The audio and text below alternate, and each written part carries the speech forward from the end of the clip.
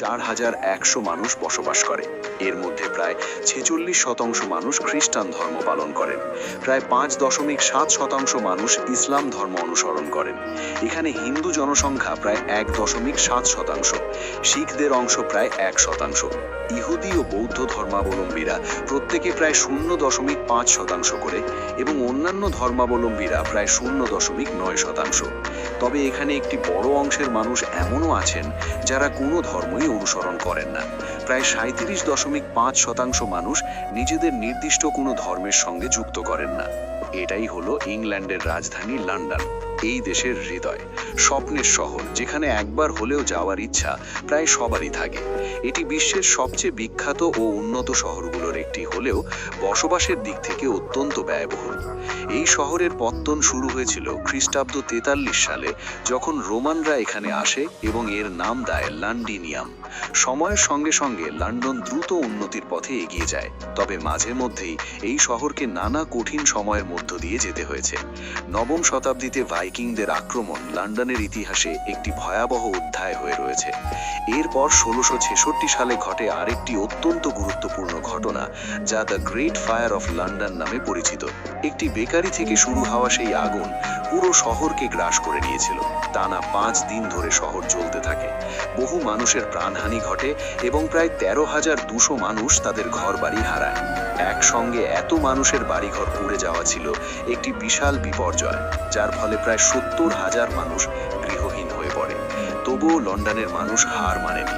তারা আবার নতুন করে এই সুন্দর শহরটিকে গড়ে তোলার কাজে হাত দেয়। এবার আগুন থেকে দোকানপাট নির্মাণ করা হয়। ধীরে ধীরে লন্ডন আবার স্বাভাবিক ছন্দে ফিরে আসে। পরবর্তীতে দ্বিতীয় বিশ্বযুদ্ধ শুরু হলে লন্ডন শহর আবারও ব্যাপক ক্ষতির সম্মুখীন হয়, কিন্তু এখানকার মানুষ জানতো কিভাবে নিজের শহরকে নতুন করে গড়ে তুলতে হয়। সেই কারণেই আজ যে লন্ডন শহর আমরা দেখতে পাই তা বহুবার বদলে গিয়ে বর্তমান রূপে পৌঁছেছে। আজকের সময়ে এই শহরটি শুধু ইংল্যান্ডের রাজধানীই নয়, বরং এখানকার সংস্কৃতি, ইতিহাস, স্থাপত্য, নথিপত্র, মানুষ, ফ্যাশন এবং অর্থনৈতিক ক্ষেত্রেও এর একটি স্বতন্ত্র পরিচয় রয়েছে।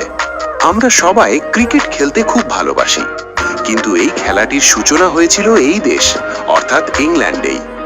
ইংল্যান্ড যেসব দেশে শাসন করত সেখানে তারা এই অসাধারণ খেলাটিকেও সঙ্গে করে নিয়ে যেত, যার ফলে সেই সব দেশের মানুষের মধ্যেও ক্রিকেট জনপ্রিয় হয়ে ওঠে। আজ সেই কারণেই সারা বিশ্ব জুড়ে ক্রিকেট খেলা হয়। যেমন আফ্রিকা মহাদেশে অবস্থিত দেশগুলোকে আফ্রিকান দেশ বলা হয়, এশিয়া মহাদেশের দেশগুলোকে এশিয়ান দেশ বলা হয় এবং ইউরোপ মহাদেশের অন্তর্ভুক্ত দেশগুলোকে ইউরোপীয় দেশ বলা হয়। কিন্তু ইংল্যান্ড একমাত্র এমন দেশ যা ইউরোপ মহাদেশের মূল ভূখণ্ডে অবস্থিত না হলেও তাকে ইউরোপীয় দেশের তালিকাতেই গণ্য করা হয়। ইংল্যান্ড ও ফ্রান্সের মধ্যবর্তী দূরত্ব প্রায় 34 কিলোমিটার, যা সমুদ্র পথের মাধ্যমে একে অপরের সঙ্গে যুক্ত। লন্ডন থেকে প্যারিসের দূরত্ব প্রায় 450 কিলোমিটার, যা বিমানপথে 1 থেকে 1.5 ঘন্টার মধ্যেই অতিক্রম করা যায়। এই কারণেই ইংল্যান্ডে ফ্রান্স, ব্রিটেন, ওয়েলস এবং উত্তর আয়ারল্যান্ডের বহু মানুষকে দেখতে পাওয়া যায়। এটি হলো ব্রিটেনের মানচিত্র, যেখানে প্রায় 75% অংশ একাই ইংল্যান্ডের অন্তর্ভুক্ত, আর বাকি 25% অংশ ব্রিটেন, ওয়েলস এবং উত্তর আয়ারল্যান্ডের ভূখণ্ড নিয়ে গঠিত। এই কারণেই ব্রিটেনের মধ্যে ইংল্যান্ডকে সবচেয়ে গুরুত্বপূর্ণ অংশ হিসেবে ধরা হয়। এখানে যে ভিড় দেখা যায়, কোনো উৎসব এলে সেই ভিড় লক্ষ্যে পরিণত হয়। মানুষ জামা কাপড়, মেকআপের সামগ্রী, জুতো, চশমা, প্রয়োজনীয় প্রায় সবকিছুই এই অক্সফোর্ড স্ট্রিট থেকেই কিনতে আসে। পর্যটকেরাও এই রাস্তা না দেখে ফিরে যেতে পারেন না। রাস্তার সৌন্দর্যই এমন যে দুই পাশেই নজর কাড়া দালান কোঠা চোখে পড়ে। মানুষকে এখানে রাস্তায় নাচতে, গান বাজাতে এবং খাওয়া দাওয়ার মধ্য দিয়ে আনন্দে সময় কাটাতে দেখা যায়। এটি হলো ক্যামডেন মার্কেট। এই বাজারে অনন্য নকশার পোশাক, পুরনো ধাঁচের ফ্যাশনের কাপড়, হাতে তৈরি নানা ধরনের সামগ্রী এবং ইলেকট্রনিক জিনিসপত্র বিক্রি হতে দেখা যায়। এই বাজার আপনাকে পুরনো ইংল্যান্ডের কথা মনে করিয়ে দেবে।